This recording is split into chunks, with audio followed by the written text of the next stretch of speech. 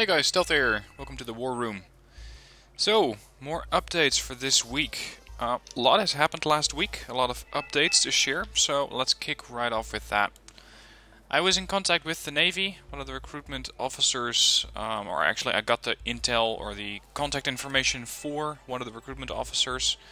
I believe it was a major from the Dutch Marines who's currently one of the HR professionals working for the Navy. So, I called him, I sent over my resume, sent over a motivational letter. We went over my options, and it turns out there really aren't any. Which means that because I didn't get my master's degree in law, I am not suitable to join the shortened officer course, which is the thing that I was hoping for. Apparently, having a bachelor in law is not enough. I suppose that's fair, because they want to have professionals, people who are specialists in their field, and with just a Bachelor of Law you just simply don't have that. The alternative would have been to join the usual officer course, which means that I would just enlist as an officer and take the 4-year officer course. However, I am too old. I'm almost 28, and the officer course is only open up until the age of 26. So, no Navy for me. And I gotta say, I've been mulling it over in my head time and time again. And it felt like a relief that I could just stick to what I'm doing. Not have to go to the ships, not have to go away for 6 months up to a time. And I gotta say, it strangely felt relieving to not have to join the Navy. To not have to make that very, very tough choice. So, again, thank you guys for all of your input, all of your thoughts, all of your insightful comments, because there were a lot of those. Really appreciate that, and unfortunately, or I suppose you could say fortunately, I won't have to make a decision for the Navy, as the Navy already made one for me. Now, other things that I've been working on last week, there's a guy who's a really, really good blogger slash writer. His name is Mark Manson. And he writes blog posts on, for example, everything from books to life purpose and everything in between. Now that may be a giant leap, or at least it may sound like that, but it really isn't. Because one of the articles that he has written is about finding your life purpose. And he has some really, really interesting thoughts on that. For example, he says, okay, look guys, everything is gonna suck sometime. And what is it that you are prepared to accept? What kind of thing or activity can you absorb, or can you think of pushing through even if it sucks from time to time? Let me read you a little bit from that blog post, because I think it's a really interesting thing. He does this by asking 7 questions. The first one is, what is your favorite flavor of shit sandwich, and does it come with an olive? I'm going to read a little bit of the blog post here. So he says, yes, the all-important question. What flavor of shit sandwich would you like to eat? Because here's the sticky little truth about life that they don't tell you at high school prep rallies. Everything sucks some of the time. Now that probably sounds incredibly pessimistic of me, and you may be thinking, hey, Mr. Manson, turn that frown upside down. But I actually think it's a liberating idea. Everything involves sacrifice. Everything includes some sort of cost. Nothing is pleasurable or uplifting all of the time. So the question becomes, what struggle or sacrifice are you willing to tolerate? If you want to be a brilliant tech entrepreneur but you can't handle failure, then you're not going to make it far. If you want to be a professional artist but you aren't willing to see your work rejected hundreds if not thousands of times, then you are done before you start. And if you want to be a hotshot court lawyer but you can't stand 80-hour work weeks, I got bad news for you. So what unpleasant experiences are you able to handle? Are you able to put off starting a family for 10 years? Or are you able to have people laugh you off the stage over and over again until you get it right? Which sandwich, or which shit sandwich do you want to eat? Because we all get served one eventually, so we might as well pick the one with an olive. And it means the olive in the sense of, this is the part that I am willing to accept. I think that's a really, really interesting way of, let's say, looking at the world, or looking at your occupation. Which occupation, or whichever occupation you have, is it doing it for you? Is it rewarding enough to be capable of, let's say, tolerating the worst days? And this also ties in beautifully with one of the things that apparently Steve Jobs has said. He said, I always look in the mirror at the start of the day when I'm doing my hair, teeth, whatever. And I ask myself, okay, this day, do I look forward to it enough? And if he has to say no repeatedly, so let's say 3 separate days in a row he has to say no, then he's going to go, okay, then I need to change something. Because then, apparently, I'm doing something wrong. And, of course, we all have so much time on this planet. That's something that I'm increasingly becoming aware of. And without risking, or without really wanting to sound like your grandpa or grandmother going, oh, look, time is short and life is short.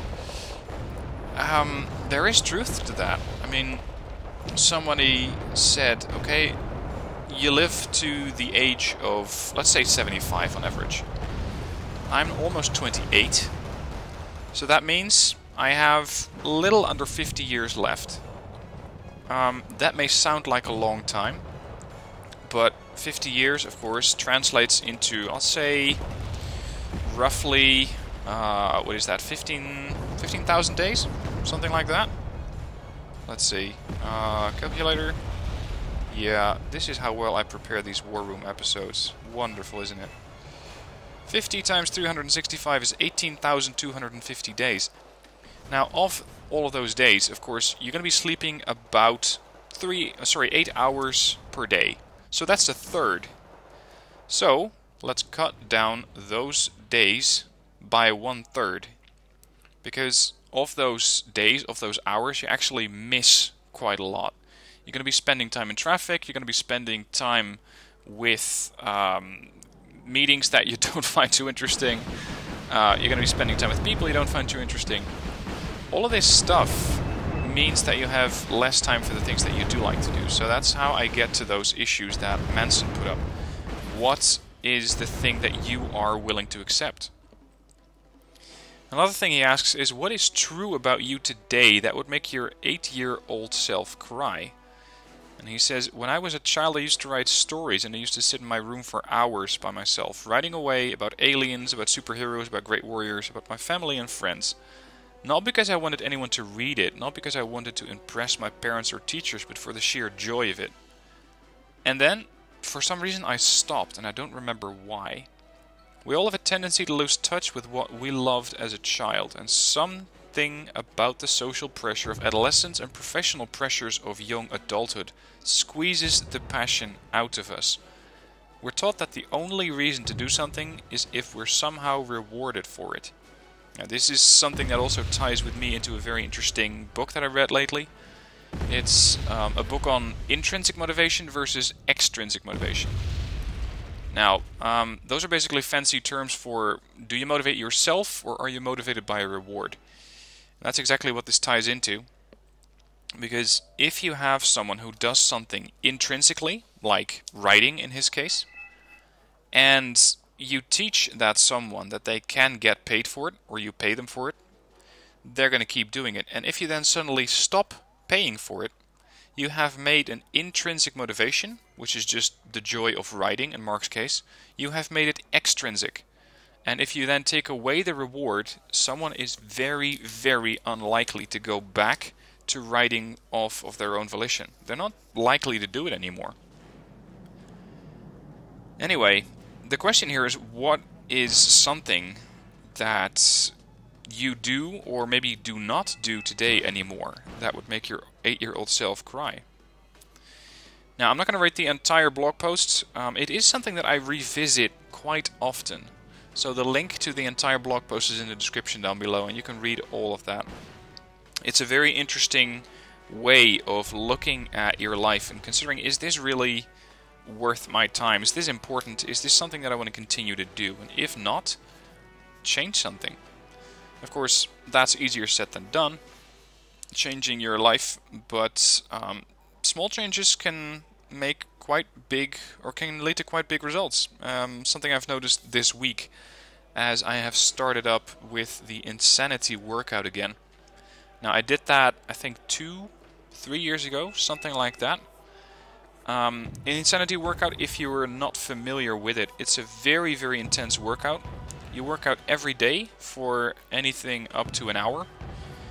A lot of cardio, a lot of jumping, a lot of moving, and basically it's there to especially be combined with a food regimen or food regime, which is then going to turn you either more fit, get you that beach body that you want to have, give you more energy. Whichever it is, something can be done using the Insanity program. And as I was talking about small changes making pretty large results, I found that I, of course, due to burning about 500 or 700 calories more per day, I find that I still feel more energetic. I get more stuff done, while sometimes getting out of bed and going, oh my god, my muscles are just killing me.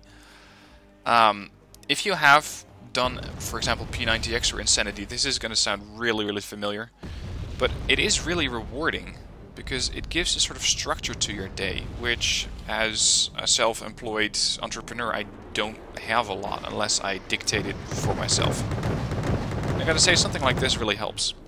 So again, a link to more about Insanity in the description down below. I gotta say, the first 2 days you get a fit test, and then you get a plyometric cardio circuit, which basically means you're gonna sweat your ass off and you're gonna tell your muscles to do things that you couldn't imagine they were capable of. And the next day you're gonna be able or not able to get out of bed. Because for me, I was almost incapable of walking normally, because my calves were so freaking sore. Anyway, that's how small changes, picking up a Insanity workout, can make large differences in your life. As far as the business part for me goes, I'm redefining my target audience. I have a book for that. It's called How to Book Yourself Solid, and it's by Michael Port. If you are interested in starting your own business, it's a really interesting read, because it really forces you to think, okay, who do I want to serve? How do I want to serve them? What is it that they need? And you're basically creating a whole ideal client profile. Now, when I was still running my online business a few years ago, I had a website that was dealing with people who had a social phobia. So they were unable to, let's say, go to parties, and sometimes even get out of the house because they were so scared of people.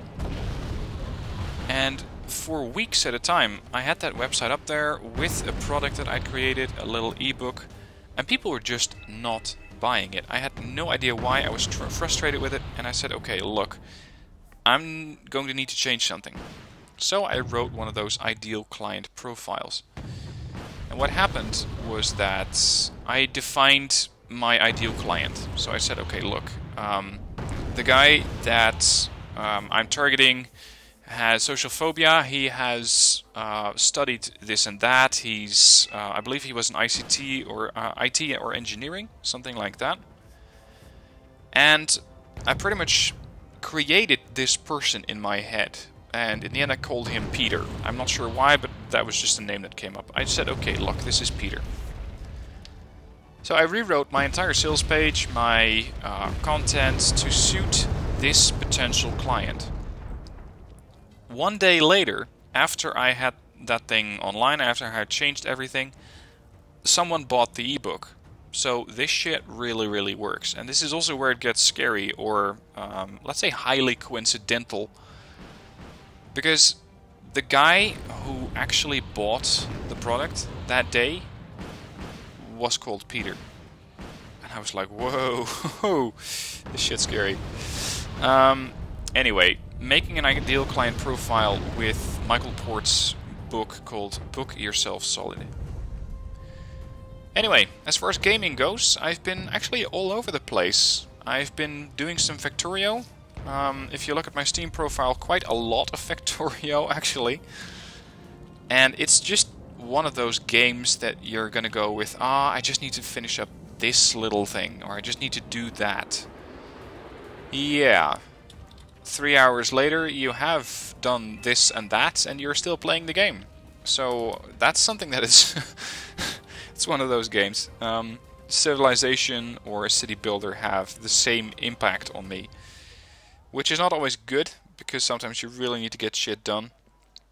And I think someone once called it domino games, because it's like opening, for example, a bag of chips or a bag of M&Ms. You're not likely to stop after 5 M&Ms or a handful of chips. You just keep going till you empty the bag. If you are one of those persons, make sure that you plan these things properly. Because for me, for example, I always try not to play those games if I still have actual work to do. So if I still have to reach out to new clients, work on my website, whatever. If you're one of those people, make sure you don't start this thing first thing in the morning, because you will still be playing it in the evening. Anyway, that's Factorio. I don't know how long it was, 2 years ago, maybe? There was a game called Borderlands The Pre Sequel. I played Borderlands 2 extensively with my girlfriend, interestingly, on the Xbox 360. Yes, okay, insert all of your console peasant things here. Don't worry, I'm still very, very much a PC gamer, so the console is just there so I can play with her, because she doesn't really enjoy PC gaming that much. Anyway, been playing that a bit more with my girlfriend again. You'd be amazed at how easy it is to relieve stress for her playing Borderlands. She's a high school teacher teaching English, by the way. And by doing that, she deals with all sorts of nasty adolescent kids who are, of course, not always listening to her. And she said, well, playing that Borderlands game really helps me unwind. So, great way to get your girlfriend into gaming. I've been moving away from Wargame Red Dragon a little bit, because I just wasn't having so much fun with it anymore. I get frustrated quite often. I'm not sure why. I don't know. Maybe I have a small case of Wargame burnout, that I'm just playing it too often and pushing myself too hard and not having fun as a consequence. But we'll see about that. Also been playing World of Warships a little bit. Again, it's one of those things that you think, oh, I really, really want to get that ship, or I really want to keep moving. And then it just moves so slowly. Those grinds can be so incredibly long. But you just stick with it. I joined the team at some point for the team battles, and then Factorio came along, and I said, well, I'm not going to play this too much more, so... I have the same thing with World of Tanks, by the way.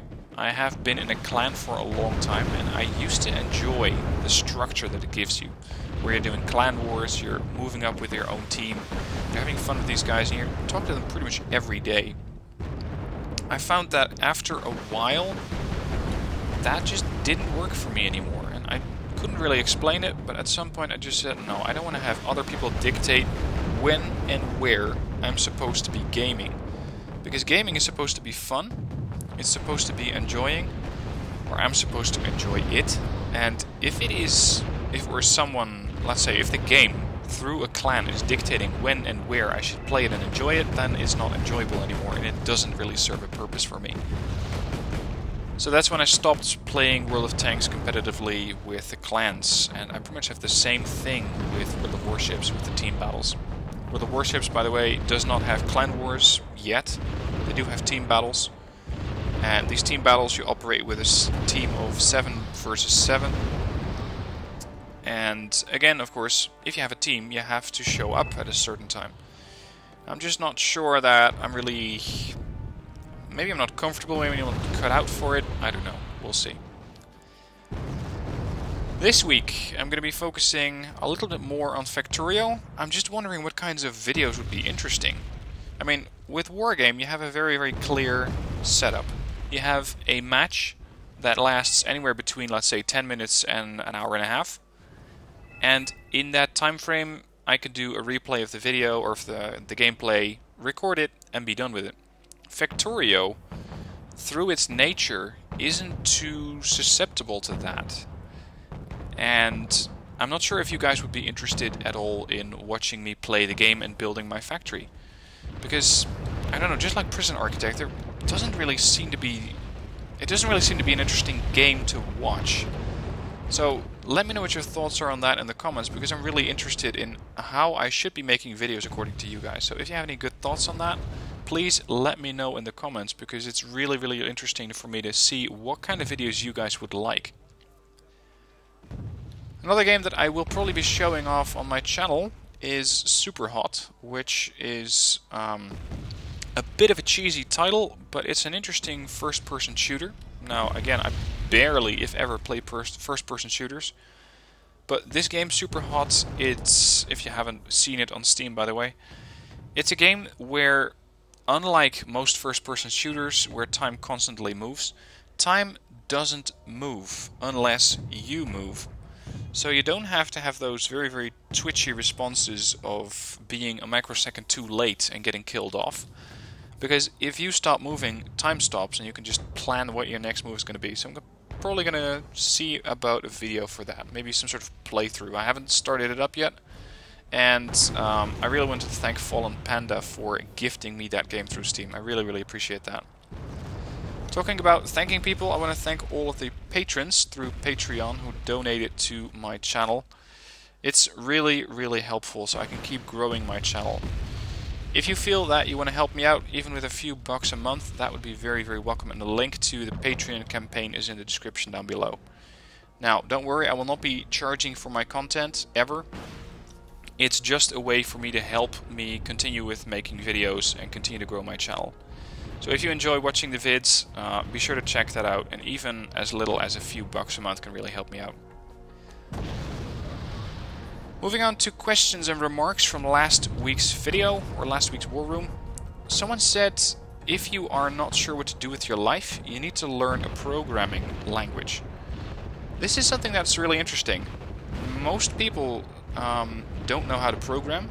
I know a little bit about it, because as a web developer, okay, you're not technically programming, but you're writing sometimes HTML, sometimes CSS. So you know that you need to have, for example, opening statements, closing statements, etc. Now, I'm probably using all the wrong terminology, but at least I know a little bit about the mentality behind programming. But this guy said, okay, learn a programming language, because you can always either use the mentality, like how to think for programming, or you can make sure that you have a little bit of background knowledge and you could be more valuable to a company. So that's something that's really interesting, and I believe that God, what was the website again? I think it's codeacademy.com. They offer free training if you want to learn more about programming languages. You can just pick a programming language and start hacking away. Again, make it fun, but don't do it because you think you absolutely have to. Make it fun for yourself. And talking about programming languages, one of the things that has been, I think, offered as an idea or a suggestion time and time again for the education system here in the Netherlands is to start dropping some of the languages that we are learning in school. And instead shift in or bring in more programming. Now, you could say that programming is not a particularly valuable skill, because we have armies and armies of Chinese and Indian workers, for example, as cheaper labor, who are just as good or better than you are ever going to be at programming. And you may say, well, if I want to have something done, I'll just outsource it. Yeah, sure, but you still need to know how a system thinks, or how you can use a system to build your business. And for that, I think programming is really interesting. But to tie that back to the high school thing, people are saying, okay, let's drop, for example, French or German, which is one of the classes that we have been taking for years in the Netherlands. My high school education was 6 years, let's say age 12 to age 18. And throughout all of those years, you have German and French. And I gotta say, my German isn't really that good. I can more or less interact with Germans in German. Interacting with the French in French is a whole lot more difficult. And you could say, well, maybe those things aren't too interesting anyway, because international business as far as it happens, mostly happens in English nowadays. And taking one of those courses out of the curriculum in favor for trading in or bringing in a programming language would be a really interesting thing to do. Another comment that I wanted to have a little bit of a discussion about is that Spartan Mobius said there are people who are born to lead and people who are born to follow. Now both are necessary, it's not right or wrong, but you gotta figure out which one you are. And that really got me to thinking, which category do I want to be in? Do I want to be a leader or do I want to be a follower? For my business, for example, as a body language coach, I don't know, am I a leader in my field? Am I someone who leads people from their issue to a solution? Or am I a follower? I don't know. I would love to hear your thoughts on that. What are you doing currently in your job, in your family, in your whatever? And do you consider yourself a follower or a leader? And if so, why? I think that would be a really, really interesting discussion in the comments. And that's pretty much it for this week's War Room. I didn't get any questions last week, so I can skip over those. If you have any questions for next week, let me know in the comments, and I'll be happy to answer any questions that you may have. Be sure to check out the Mark Manson blog with all the live questions, which I read a little bit to you about. He has a lot more interesting posts, but these are the few posts that I found very interesting. Link to that in the description. Also link in the description to the Insanity workout if you want to try and join me with that. It is gonna be hard, but unlike Game of Thrones, for me summer is coming. And of course we want to look good as the guys. Although I already have a girlfriend, but that's a whole different matter. Anyway, have a good week. Hope you enjoyed this War Room. Make it a good one. And I'll see you next week.